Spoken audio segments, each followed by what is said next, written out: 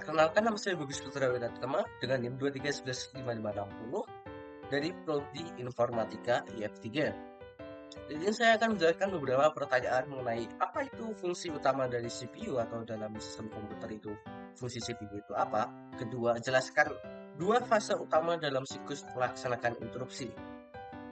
Jadi saat terjadi pelaksanaan instruksi itu apa saja proses yang terjadi? Ketiga, apa itu interrupt dan bagaimana mekanisme kerjanya? 4. Sebutkan 3 jenis bus dalam sistem interkoneksi dan fungsinya. Pertama, saya akan menjawab pertama, apa itu fungsi CPU dalam komputer? CPU merupakan singkatan dari Central Processing Unit atau processing utama dari unit sentral, artinya utama, dan bertugas sebagai otak dari komputer. Jika pada manusia itu mungkin otak manusia. Tugas utama adalah untuk menjalankan instruksi-instruksi dari sistem operasi dan perangkat lunak.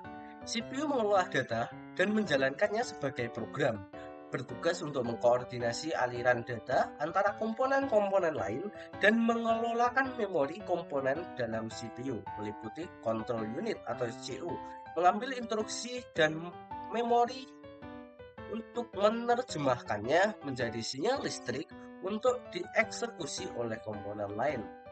Lalu Arithmetic Logic Unit atau ALU menjelaskan operasi aritmatika dan logika informatika setelah menerima program input.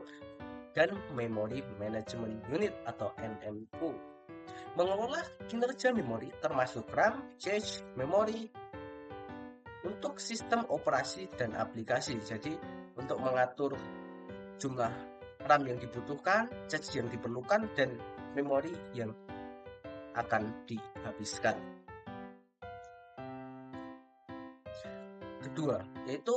Soal kedua yaitu jelaskan dua fase utama dalam siklus pelaksanaan instruksi. Fase pertama, fetching atau mengambil instruksi. Pada awal ini, komputer mengambil instruksi dari memori. Operasi ini disebut dengan fetch dan merupakan langkah umum untuk setiap instruksi. Komputer membaca instruksi dari lokasi tertentu di dalam memori. Contohnya, jika kita mengakses suatu file, maka di atasnya akan tertulis program atau misalnya program 86X /user/personal atau yang lainnya. Itu menunjukkan lokasi dari data yang kita akses atau data yang akan kita kerjakan. Kedua, eksekusi. Setelah instruksi diambil, maka tahap eksekusi dimulai. Pada fase ini, komputer melaksanakan instruksi yang telah dimaksudkan. Proses eksekusi biasanya melibatkan berbagai operasi, tergantung pada sifat instruksi apa yang akan diproses. Semisalnya, itu instruksinya itu hanya menerima jawaban ya atau tidak, mungkin menggunakan boolean, atau hanya menerima tulisan, mungkin maka akan menggunakan string atau kombinasi dari berbagai hal tersebut. Yang ketiga adalah fungsi interrupt atau apa itu interrupt? Interrupt adalah sinyal yang mengindikasi kebutuhan akan perhatian atau perubahan dalam eksekusi program. Jadi mana yang paling dibutuhkan saat ini akan dikerjakan terlebih dahulu, dan yang dikerjakan sekarang akan berhenti dikerjakan dahulu, mendahulukan yang lebih penting. Ketika prosesor menerima interrupt, ia harus menghentikan sementara apa yang sedang ia kerjakan dan beralih ke penanganan interupsi tersebut. Dengan kata lain, interupsi memungkinkan komputer untuk memproses peristiwa tertentu secara asinkron. Misal, kita sedang membrowsing atau mencari sebuah tentang gambar, namun tulisan kita salah. Dan saat kita menyadari sebelum itu masih meloading ya, terus kita menyadari itu tulisan itu salah ya, kita ganti itu tulisannya menjadi gambar, lalu kita enter, maka proses yang sebelumnya akan dihentikan atau dihilangkan, lalu akan menjalankan proses yang kita cari terakhir kali atau yang paling kita butuhkan, seperti itu. Nomor 4 itu jelaskan 3 jenis bus.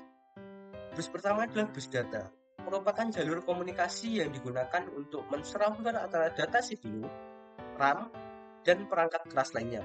bus dapat bertanggung jawab pengiriman informasi biner baik instruksi maupun data antara komponen-komponen dalam sistem komputer.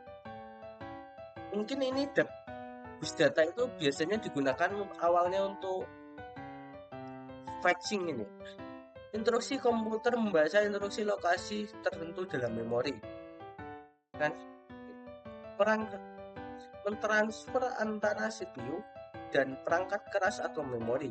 Jadi ini bertanggung jawab atas informasi yang ada. Jadi dia itu sebagai komunikasi data antar setiap proses dari CPU ke perangkat yang lain.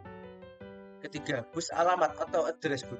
Address bus ini berfungsi sebagai jalur komunikasi yang digunakan untuk mengidentifikasi lokasi memori atau perangkat keras tertentu ya dalam sistem komputer. Dengan alamat, CPU dapat menemukan alamat memori yang akan diakses atau alamat perangkat keras yang dikendalikan. Seperti tadi yang saya dijelaskan pada fact juga, seperti tulisan program 86 atau user atau admin dan lain-lain, seperti program yang sudah kita namai biasanya itu memiliki address atau alamatnya tersendiri-sendiri. Nah, yang bertugas untuk mengalamatkan atau menjalankan alamat ketika kita membutuhkan suatu operasi seperti mengirim data, maka kita butuh alamat. Nah, yang bertugas untuk mengatur alamat itu adalah bus address atau address bus. Bus control. Bus control adalah jalur komunikasi yang mengatur dan mengkoordinasi operasi sistem komputer. Bus control mengontrol sinyal, mengatur transfer data dan akses memori, operasi input-output, serta mengirim sinyal kendali yang lainnya. Jadi bus control itu bertugas untuk mengontrol bus lainnya. Misal kita mengirim data dan mengirim ada alamat. Nah, jadi yang menentukan, yang mengontrol pengiriman data untuk ke alamat tertentu itu adalah bus control. Dia itu mengontrol jalur komunikasi. Jadi itu seperti dia itu sebagai penunjuk arahnya lah. Kan arahnya itu alamat dan data yang ingin kita kirimkan adalah melalui bus data. Nah, bus control itu mengontrol bagaimana jalannya bus data itu sampai ke alamat dengan baik. Sekian